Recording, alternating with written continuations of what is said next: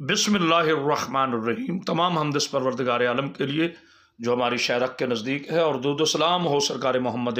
مصطفیٰ صلی اللہ علیہ وآلہ وسلم پر اور آپ کی آل طاہر پر۔ سامعین محترم، آپ نے تھم میل میں پڑھ لیا ہوگا، دیکھ لیا ہوگا، دل اس وقت بہت زیادہ رنجیدہ ہے ایسے لوگوں کی غیر ذمہ دارانہ گفتگو کی وجہ سے۔ عالم اسلام میں جو رکھنا پڑ رہا ہے، جو فرقہ واریت کا بازار گرم ہے، اور دن رات عالم اسلام کے اتحاد کو ایک خطرہ درپیش ہے ایسے لوگوں سے جو کسی بھی مسلک کے اندر رہ کر اپنے ممبروں سے، محراب سے ایسی گفتگو کرتے ہیں جس سے ملت میں انتشار پیدا ہوتا ہے۔ یہ آج کی ویڈیو ہے ایک مولوی احسان نقشبندی کے خلاف، جس نے گجرانوالہ کے ایک مدرسہ مدینۃ العلم یا غالباً باب العلم، میں نہیں سمجھتا کہ اس کا نام مدینۃ العلم یا باب العلم کہا جائے، کیونکہ مدینۃ العلم ہو یا باب العلم ہو، وہاں سے علم کی بات ہوتی ہے، امن کی بات ہوتی ہے، محبت کی بات ہوتی ہے۔ جہاں سے نفرت کی بات ہو، وہ ابو جہل کی سوچ تو ہو سکتی ہے، کسی اچھے مکتبہ کی یا کسی مدرسے کی نہیں ہوتی۔ تو اس نے یہ خود ساختہ فتویٰ دیا ہے کہ جو بھی شیعہ حیدر قرار، یعنی وہ اپنی زبان میں رافضی کہتے ہیں، فقہ جعفریہ سے تعلق رکھنے والے کسی شخص کا جنازہ پڑھتا ہے، اندازہ کریں ذرا، جنازہ پڑھتا ہے تو اس کا نکاح بھی باطل ہو گیا اور وہ مرتد ہو گیا، کافر ہو گیا، لہٰذا وہ دوبارہ کلمہ پڑھے۔ میں پوچھتا ہوں، سیاستہ کی کس کتاب سے؟ سب سے پہلی بات تو یہ ہے کہ اللہ کے پاکیزہ قرآن کی کس آیت سے آپ نے یہ استدلال کیا ہے کہ کسی مسلمان بھائی کا جنازہ پڑھنے والا کافر ہو جاتا ہے؟ آپ نے نبی پاک صلی اللہ علیہ وآلہ وسلم کی کس حدیث محترم سے یہ استدلال کیا ہے؟ بلکہ میرے نبی پاک صلی اللہ علیہ وآلہ وسلم کی حدیث ہے کہ جنازے میں شریک ہوا کرو تاکہ آپ کے ثواب میں اضافہ ہو اور جانے والے کے لیے زیادہ سے زیادہ مغفرت کی دعا کی جائے۔ کیا سیاستہ کی کسی کتابوں میں یہ فتویٰ ہے؟ کیا کسی مقدس عالم دین نے یہ فتویٰ صادر کیا ہے؟ کیا کسی فقہ کے امام کی طرف سے یہ فتویٰ ہے؟ یہ تمہاری ذاتی سوچ ہے۔ اور ایسے لوگ جو ہوتے ہیں وہ استعمار کے ایجنٹ ہوتے ہیں، جو شیعہ سنی میں رخنہ ڈالتے ہیں اور عالم اسلام کی فضا کو خراب کرتے ہیں۔ ذرا سوچئے، دیکھیے کہ اس وقت ہم کن حالات سے گزرے ہیں۔ فلسطین پہ ہمارے ساتھ کیا ہو رہا ہے، اردن میں ہمارے ساتھ کیا ہو رہا ہے، افغانستان کی اس وقت کیا صورتحال ہے، دیگر ممالک میں شام کی صورتحال کیا ہے۔ چاروں طرف سے کفر اور طاغوت کی نظریں ہیں عالم اسلام پر، اور اس جیسے لوگ عالم اسلام میں رخنہ ڈالنے کے پہ در پہ ہیں۔ یہ وہ لوگ ہیں کہ جن کے میں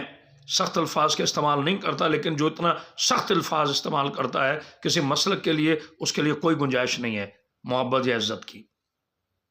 داڑھی سنت رسول ہے، اور یہ وہ لوگ ہیں جن کے پیٹ میں داڑھیاں ہیں، جنہوں نے داڑھی کو پیٹ کے لیے استعمال کیا ہوا ہے۔ اتنی شدت پسندی! میرے نبی پاک صلی اللہ علیہ وآلہ وسلم کی حدیث محترم آپ کو یاد نہیں مولوی، جس میں میرے آقا فرماتے ہیں کہ مسلمان وہ ہے جس کے ہاتھ اور زبان سے دوسرا مسلمان محفوظ رہے؟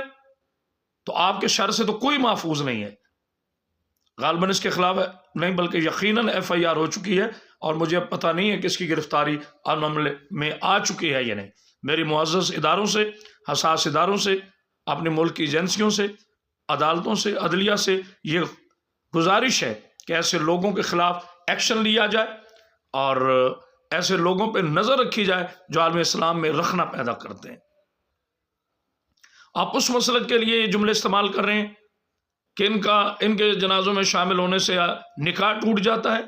آپ ان کے لیے کہہ رہے ہیں جن کا مسلک رسول اللہ صلی اللہ علیہ وآلہ وسلم کی اہل بیت سے محبت کرنے والوں کا مسلک ہے، جن کے مسلک میں حسین زندہ باد ہے، جن کے مسلک میں سرکار ابو طالب علیہ السلام مومن کامل ہیں، جن کے مسلک میں حضور پاک صلی اللہ علیہ وآلہ وسلم کے والدین جو ہیں وہ کامل الایمان ہیں، جن کے مسلک میں درود والوں کو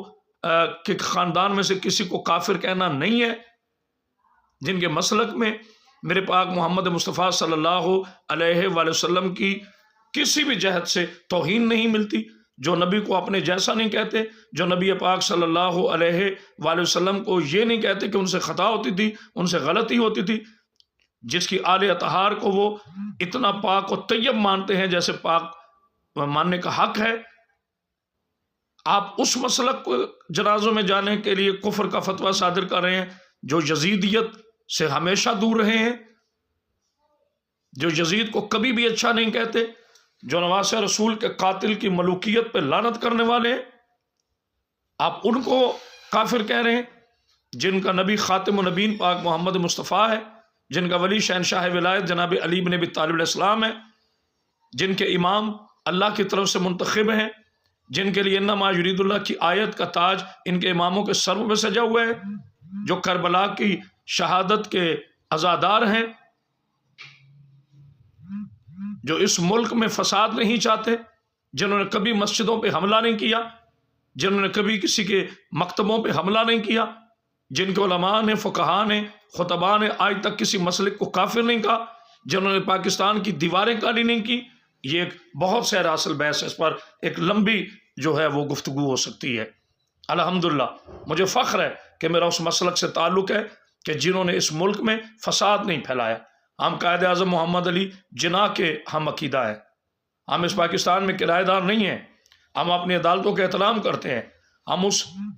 قوم کے ماننے والے ہیں جہاں لاکھوں کا اجتماع ہوتا ہے مگر ایک سگنل کا اشارہ بھی نہیں ٹوٹتا،